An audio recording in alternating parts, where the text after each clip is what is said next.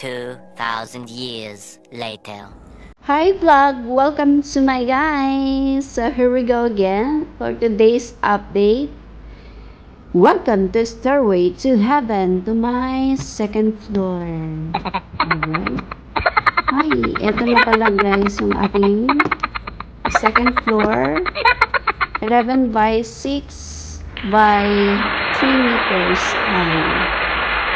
So, ang lawak pala daw. Sobrang lawak pala sa taas, guys. So, lalagay natin dyan, guys. One big room, a bathroom and toilet. And, of course, ang ating malawak na studio, living room type. Diyan sa taas. Meron din tayong diyan sa may terrace, lagyan ng wine bar.